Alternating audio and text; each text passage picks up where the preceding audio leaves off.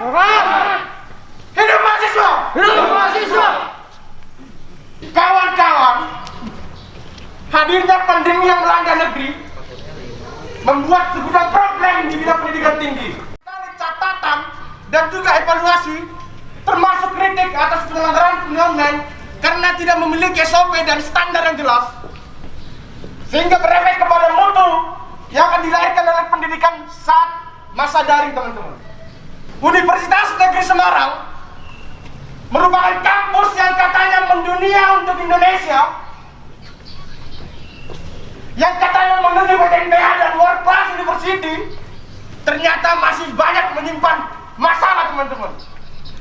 Mengapa UKT harus turun gitu kan, dan mengapa kita harus memperoleh hal itu gitu, karena bagaimanapun juga di awal kita sudah membayarkan UKT kita secara full sebagai bentuk kewajiban kita sebagai mahasiswa ya.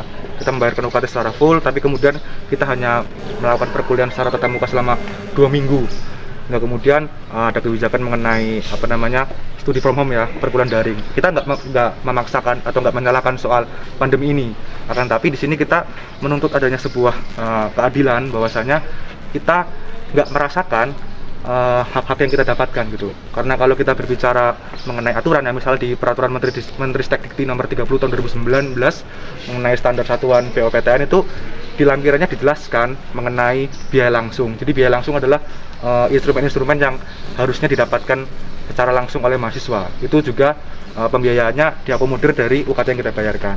Nah, ketika kemudian kita belajar dari rumah kan tentu saja kan kita nggak mendapatkan hak itu kan gitu kan. Karena kemudian kita nggak mendapatkan fasilitas listrik, wifi, perkuliahan, praktikum, terus kemudian bimbingan dan lain sebagainya. Itu semua dilaksanakan secara daring. Kemudian muncul permasalahan baru, yaitu pemberian subsidi kuota gitu kan. Yang kemudian berdasarkan audiensi disepakati disampaikan bahwasanya ada subsidi 50.000 per bulan per mahasiswa. Akan tapi kemudian ini menjadi masalah baru karena bagaimanapun juga dalam persebarannya hal ini tidak dilakukan secara merata. Kami sudah melakukan serap aspirasi, riset bahwasanya dari 8 fakultas ada ratusan mahasiswa yang belum mendapatkan subsidi kuota itu. Terus kemudian muncul pertanyaan lagi, apakah kemudian subsidi kuota ini merupakan jawaban atas keresahan kita? Tentu saja bukan. Karena bagaimanapun juga uang 50.000 per bulan ini sama sekali tidak bisa mengakomodir 2 bulan. Iya, selama 2 bulan kan, yang dijanjikan kan 3 bulan. Nah, kemudian itu tidak bisa mengakomodir apa yang sudah kita bayarkan di awal. Kita coba representasikan, misalnya kita mendapatkan 2 juta UKT, terus kemudian hanya dibayarkan selama 2 bulan ini 100.000. Berarti kan nggak sampai 5% ya kita mendapatkan hak kita gitu loh. Sedangkan kita membayar UKT itu kita full 2 juta misal, belum lagi yang UKT-nya 5 juta, 7 juta dan lain sebagainya. Sehingga penting bagi kami untuk kemudian menuntut agar UKT kami kembali gitu kan. Di samping itu juga kita melakukan surat aspirasi kepada UKT Samaba. Kita menemukan ada 40 lebih mahasiswa baru yang harus putus harapan gitu karena mendapatkan beban UKT yang sangat tinggi. Saya juga menantang Profesor Dr. Fajrul M. Hum selaku Rektor UNES untuk berdebat secara terbuka. Ayo, jika beliau adalah ilmuwan, saya rasa beliau tidak mungkin untuk menolak undangan debat ini. Kita saling menghargai. Anda ngomong saya dengarkan. Bagaimana Anda mau didengarkan ketika Anda tidak mau mendengarkan? Yang kami sampaikan, Ya. kita mengetum pimpinan, rektor. Ya. Sudah. Saya salah satu bagian dari rektorat. Staf rektorat karena saya punya SK sebagai Begini Pak, humas. kita udah berulang kali melayangkan audiensi. Dan audiensi biasanya sudah diwakili wakil rektor 3 ya, secara struktural di atas oleh kepala humas. Oke. Pada intinya kami datang ke sini karena kami kesal karena rektor jarang sekali mau hadir kepada forumnya mahasiswa. Kalau hari ini juga kita datang ke sini, aksi di sini, tapi juga malah ditemui oleh kepala humas, lantas ngapain kalian jauh-jauh sampai sekarang dari luar kota datang ke sini Pak? Kalau mau bertemu dengan Bapak, kami sudah menyimak press release dari Humas UNES seperti apa. Oke. Pada intinya kita datang ke sini mau ketemu oleh pimpinan yang terhormat yang dimuliakan. Apakah sulit untuk datang menyampaikan salam dan menyapa mahasiswanya Pak? Siapa yang bilang sulit? Sekarang Buktinya sampai sekarang belum ada kejelasan. caramu lapor datang yang salah. Kalau mau debat. Sekarang kalau mau berdiri silakan. Rekam teman-teman. Direkam silakan. Arogansi pimpinan. Saya tidak arogan. Arogansi pimpinan. Yang suaranya keras siapa? Mulanya keras siapa? Bukan soal suara keras, soal watak yang dipertampilkan. Bukan watak. Oke. Kepala humas representatif dari kampus. Bahkan dia tadi Oke. menyampaikan biarlah mewakili kampus. Beginilah tampilannya. Oke, silakan Anda. Menyerang mahasiswa. Silakan rekam Direkam. apa yang saya sampaikan. Mulainya saya menyampaikan seperti apa. Kita saling menghargai. Anda menyampaikan, saya dengarkan. Saya berdiri di sini. Saya menyampaikan sesuatu, nggak ada dengarkan. Mohon Anda mau jadi pemimpin, tidak mendengarkan juga. semuanya Oke, kita saling mendengarkan. Setelah itu saya dengarkan lagi boleh kok. Ngomong jaga jarak. Oke, ya siap. semuanya tolong jaga jarak. Oke, Pak Parmin jaga oke, jarak. Mas Ran, kita hargai ya. 3 meter kita. Oke, Mas Ran, kita sekarang kita hargai. Habis ini kita silakan Anda berorasi lagi. Hapus halus lagi. Ya, hapus halus lo ya. Silahkan Anda sampaikan pendapat Anda. Kajian Anda sampaikan. Bahkan bidang 2 dengan WD3 sudah akan menyampaikan besok. Memberikan forum. Dengan demo. Bukan alian. Demo, ya. Demo sudah ada tempat ruang untuk menyampaikan. Sebentar, saya teruskan dulu. Jaga jarak. Ini ada Mas. Aliansi itu pimpinannya BMKM loh Pak. Ya, ini ada UMKM. Dari Saya UMKM kan dari sini. juga, lah ngapain ini? Oke, Mas Fran, saya Ini dulu. penyerangan loh Pak. Oke, Pak Eko siap. Oke ya. Tetap jaga jarak. Bang Rian, Katakan harga mahasiswa, tapi gimana ini? Sedang menyusun skripsi sampai dengan 30 Oktober sudah dibebaskan UKT. Itu tuntutan Anda, satu sudah terkabulkan. Kedua, bagi yang semester 14 diberi ruang lagi 1 semester dan gratis UKT. Itu.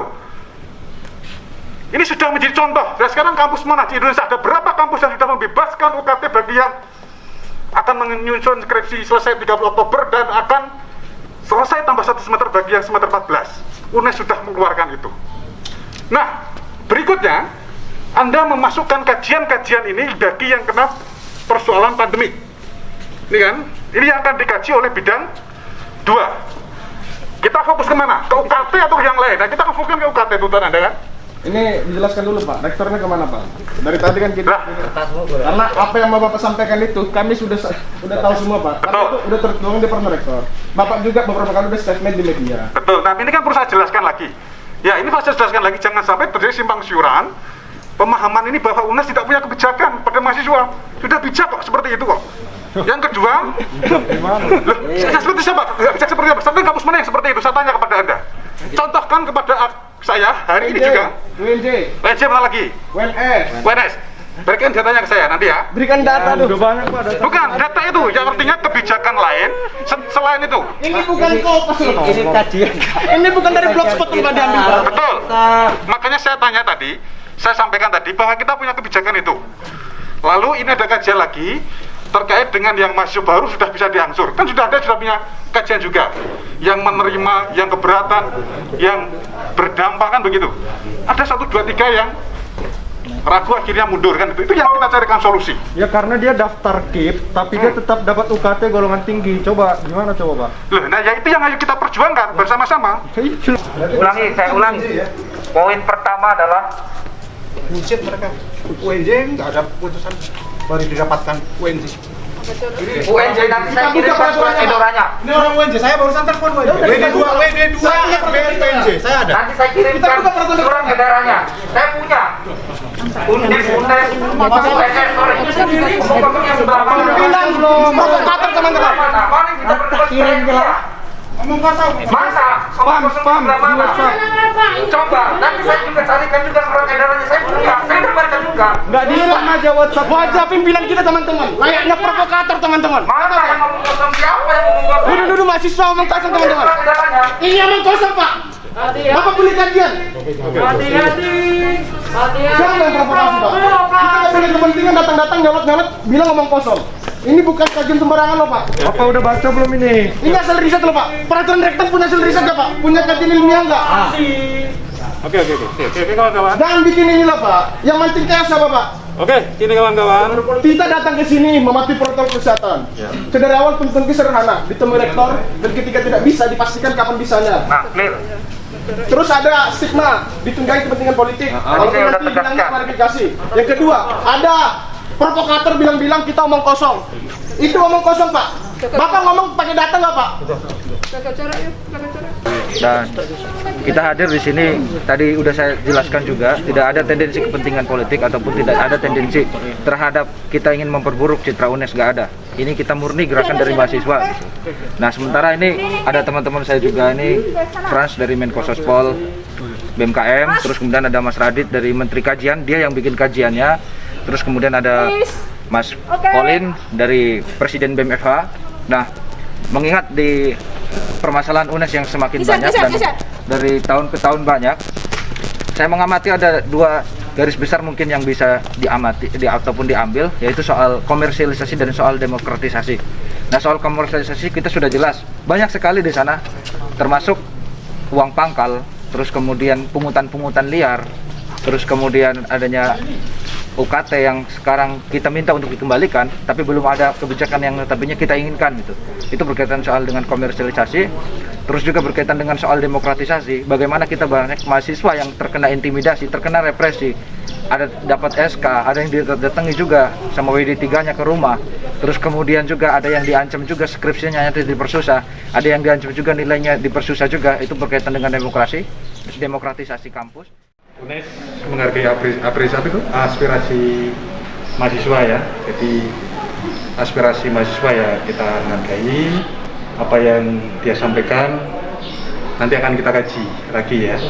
Yang pertama, UNES sudah mengeluarkan kebijakan untuk UKT itu bagi mahasiswa yang semester 14 itu dikasih perpanjangan waktu 1 semester studi dan bebas UKT.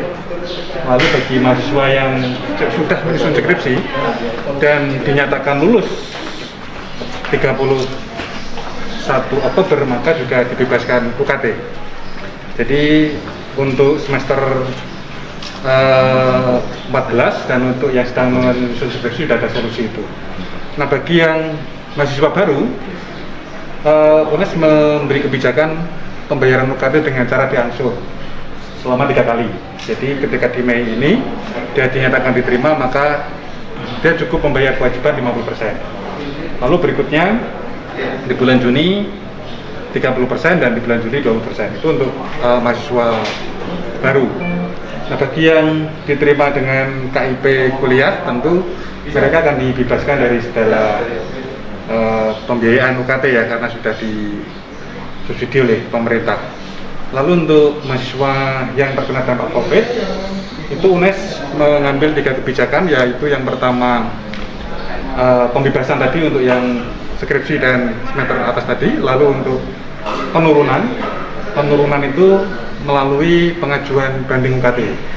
Ketika dia mengajukan secara prosedural lalu dikaji dan dia kena dampak UKT, maka itu bisa turun. Misalnya orang tuanya di PHK, maka data pokoknya menjadi 0 gitu kan, maka UKT-nya bisa turun. Lalu ada juga mungkin secara ekonomi mampu tetapi belum saat ini, maka boleh juga mengajukan dengan cara diangsur. Ya, karena begini, di banding UKT itu adalah prosedur untuk meninjau keadaan ekonomi orang tua mahasiswa. Orang tua mahasiswa itu kan beragam ya. Kalau kita langsung potong semuanya kan justru tidak adil. Ada juga mahasiswa yang orang tuanya itu pengusaha, ada anggota dewan, ada pegawai negeri dan sebagainya. Nah itu maka perlu pengkajian mana yang tergolong terdampak COVID-19 tadi. Maka perlu ada pengkajian itu. Jadi data dari mahasiswa cukup bagus itu, dia mengumpulkan responden, dampaknya apa. Nah data sudah ada, tinggal verifikasi data kan. Yang bermasalah itu apa, diverifikasi benar tidaknya, lalu bagaimana solusinya.